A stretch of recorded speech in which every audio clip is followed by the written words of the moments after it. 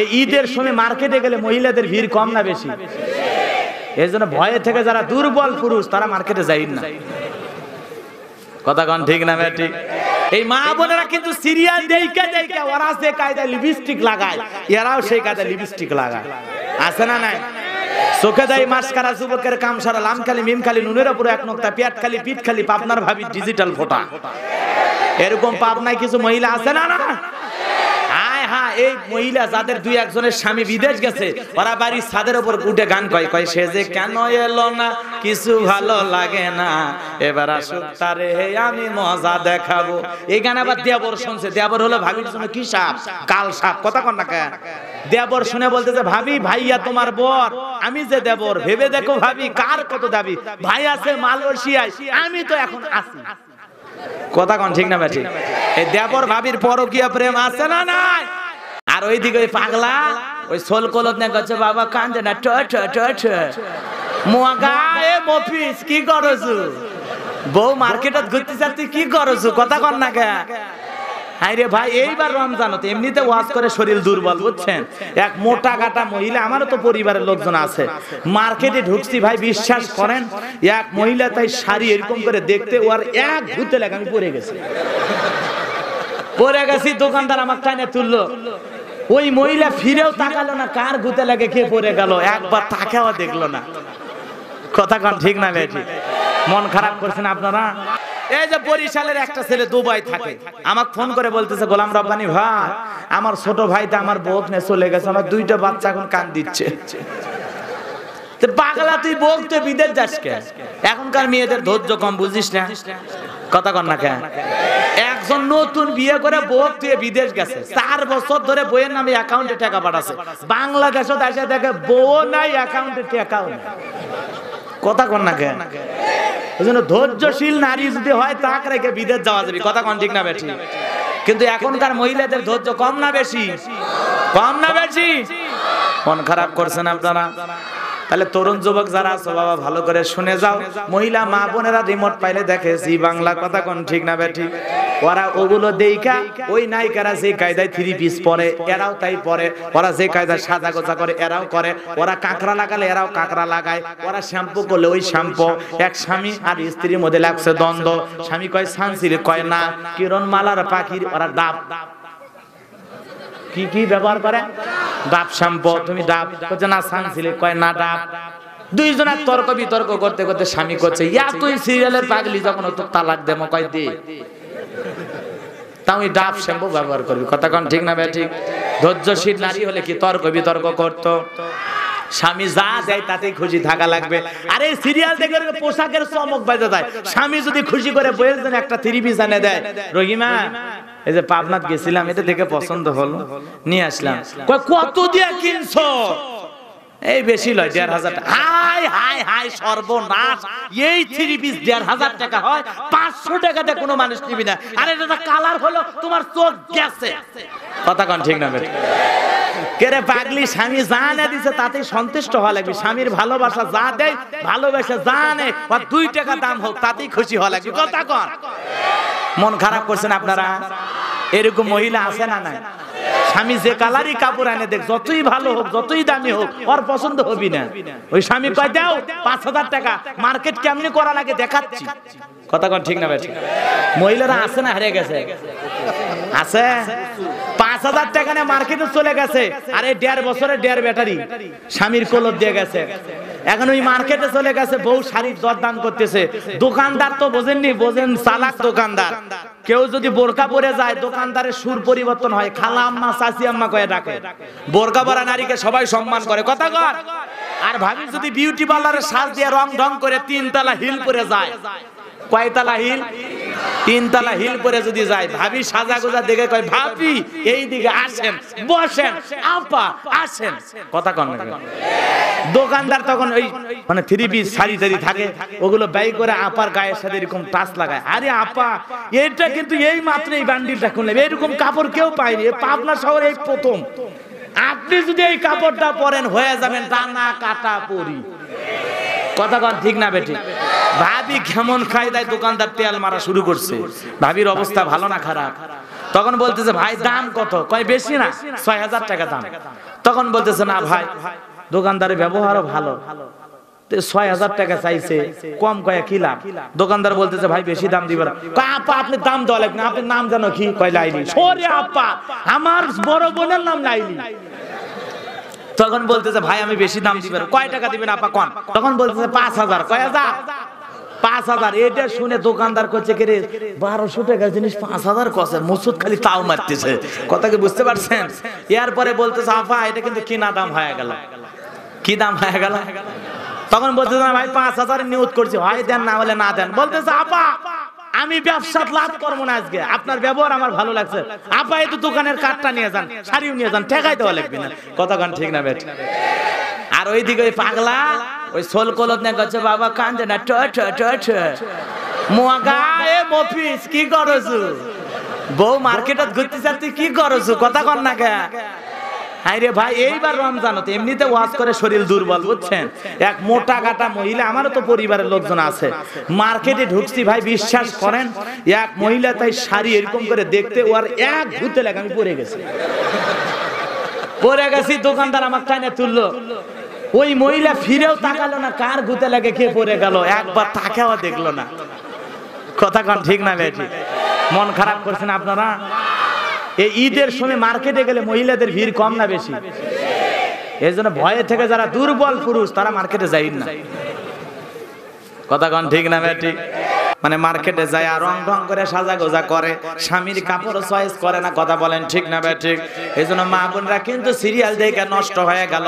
আগে এত রং ঢং করতো না, সাজা গোজা করতো না। আর প্রত্যেকটা নারী সাজবে শুধুমাত্র তার স্বামীর জন্য। কথা বলেন ঠিক না বেটি?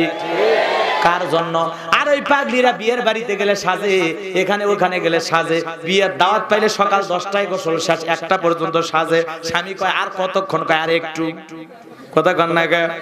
স্বামী তখন কাছে এসে বলে কি ব্যাপার, এত সাজা গোজা কেন করা লাগবে? কয় সাজবো না, বিয়ের বাড়িতে গেলে মানুষ বলবে কার বউ? নয়নের বউ।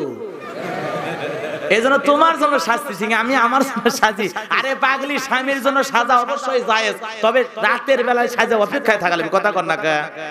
মা বোনদের উদ্দেশ্যে বলে যায়, মা প্রতিটা স্ত্রীর দায়িত্ব হলো স্বামীকে খুশি করা। কথা বলেন ঠিক না বেটি? আপনার কাছে 2 লাখ টাকার মালিক আজকে হয়েছেন, আপনার ব্যাংকে ফেলে রাখলেন, আস্তে আস্তে 1 মাস 2 মাস করে 9 মাস চলে গেল, 10 মাস চলে গেল। 10 মাসের সময় আপনি ওই 2 লাখ টাকা নিয়ে একটা ঘর করলেন, আপনার বাড়িতে ঘর করলেন, আপনার উপর যাকাত আসবে না, কারণ এটা নেশা পূর্ণ হয় না, 1 বছর পূর্ণ হইতে হবে। 1 বছর যেহেতু পূর্ণ হয় নাই, এর আগেই আপনি খরচ করে ফেলছেন, যাকাত আসবে না। আর ওই টাকাটা যদি আপনি 1 বছর অতিবাহিত করে ফেলেন, তখন ওই 1 বছর পার হওয়ার সাথে সাথে আপনার উপর জরুরি হবে এই 2 লাখ টাকার যাকাত গরিবদেরকে বন্টন করে দেওয়া। 1 লাখ টাকায় 2500 টাকা আসে, 2 লাখ টাকায় 5000 টাকা আসে। বছর অতিবাহিত হয়ে গেছে, ব্যাংক থেকে 5000 টাকা সাথে সাথে বের করবেন আর দরিদ্রের মাঝে বন্টন করে দিবেন। আল্লাহ এই 5000 টাকার বিনিময়ে আপনার 1,95,000 টাকা পুরাপুরি হেফাজত করবে। সুবহানাল্লাহ। আর যদি মনে করেন না 5000 টাকা আমি কেমনে দেই, থাক আমার কাছে, আমি না দিলে কে খাবে, বুঝে রাখতে হবে ঘুড্ডির সুতা কিন্তু আল্লাহর কাছে আছে, যে কোনো সময় টান দিয়ে আপনার 2 লাখ টাকা নামিয়ে ফেলবে। এই জন্য আমার ভাইরা যাকাত দিব, 2টা শর্ত, নেশাব পরিমাণ হতে হবে, 2 নাম্বার হলো 1 বছর অতিবাহিত হতে হবে। এখন আরেকটা মাসালা, জরুরি মাসালা, যাকাত হিসাবটা কিভাবে করব? আমার কাছে ধরেন 2 লাখ টাকা আছে, আমি আরেকজন ব্যক্তির কাছে 1 লাখ টাকা পাবো, 3 লাখ টাকা। আমার স্বর্ণ আছে ধরেন আরো 50,000 টাকা, তাহলে টাকা আর স্বর্ণ যখন মিলবে তখন 2টাকে যোগ করতে হবে। তো 50,000 টাকা স্বর্ণ যোগ করলাম, 3.5 লাখ টাকা হয়েছে। এখন আমি চিন্তা করলাম আমার কাছে একজনের টাকা পাবে কত টাকা? 2 লাখ টাকা। তাহলে আমি মূল ক্যাশ 2 লাখ, আরেকজনের কাছে পাইতাম 1 লাখ, 3 লাখ, স্বর্ণ আছে 50, 3.5 লাখ টাকার মালিক আমি এই মুহূর্তে। কিন্তু বুঝতে হবে আবার আমার কাছ থেকে আরেকজনে পাবে 2 লাখ টাকা, তাহলে এই 3.5 লাখ টাকা থেকে 2 লাখ টাকা আমি মাইনাস করে দেব। যেহেতু এই 2 লাখ টাকার মালিক সে, এটা যাকাত দিবে সে, আমি না। 2 লাখ টাকা মাইনাস করলে বাকি থাকে কত? 1.5 লাখ টাকা। এই 1.5 লাখ টাকা আপনি যাকাত দিবেন। মানে বুঝাইলাম, যেটা আপনার কাছ থেকে মানুষ পাবে ওইটাকে আপনি বাদ দিয়ে দিবেন, ওইটার যাকাত আপনি দিবেন না, ওইটা যে পাবে সে দিবে যাকাত। মাসলাটা বুঝছেন তো? এই হলো মাসালা। এখন আসুন যাকাত আমরা কাকে কাকে দিব। যাকাতের জন্য আল্লাহ তাআলা 5টা খাত উল্লেখ করেছেন। 5টা জায়গায় যাকাতের টাকা আপনি ব্যয় করতে পারবেন। আপনি গড়ে যাকাতের টাকা যে কোনো জায়গায় ব্যয় করতে পারবেন না। যদি ব্যয় করেন গড়ে, তাহলে যাকাত আদায় হবে না। আপনি স্বজন প্রীতি করে আপনার কর্মচারীকে দিলেন, যে কর্মচারী নিজেই যাকাত দেওয়ার উপযুক্ত, আপনি কর্মচারীকে দিয়ে দিলেন, তুমি আমার কর্মচারী নাও, ভালো করে কাজ করবো, যাকাতের টাকা 2000 টাকা তাকে দিয়ে দিলেন, অথচ সে তার ব্যাংকে টাকা আছে, সে যাকাত দেওয়ার উপযুক্ত, আপনার এই যাকাত আদায় হবে না। আপনি চুপে চুপে খবর নিতে হবে, প্রকৃত দরিদ্র কে ব্যক্তি, তাকে যাকাত আদায় করতে হবে। 8টা খাত এখানে বলবে, আমি বলতেছি। যাকাতের ক্ষেত্রে সবচেয়ে উত্তম হলো কোন একজন ব্যক্তিকে স্বাবলম্বী করার মতো অর্থ দিয়ে দেওয়া। আমরা যেই কাপড় কিনি, দেখবেন ইসলামপুরে গেলে দেখা যায়, এখন গেলে বিভিন্ন সাইনবোর্ড দেখবেন যাকাতের কাপড় পাওয়া যায়, যাকাতের কাপড় পাওয়া যায়, যাকাতের 3 পিস পাওয়া যায়, সবচেয়ে নিম্নমানের 3 পিস, সবচেয়ে নিম্নমানের কাপড়। আর এই কাপড়টা উঠিয়ে আপনি মানুষকে দেন, 4 দিনও পড়তে পারে না, কাপড় শেষ। আর আপনি সিরিয়াল ধরে, কি আকর্ষণ, আমি যাকাত দিচ্ছি, মানুষ আমার বাড়িতে সিরিয়াল ধরছে। আপনার এই যাকাত দেওয়ার চাইতে না দেওয়া ভালো ছিল, কারণ টাকাটা নষ্ট হইল।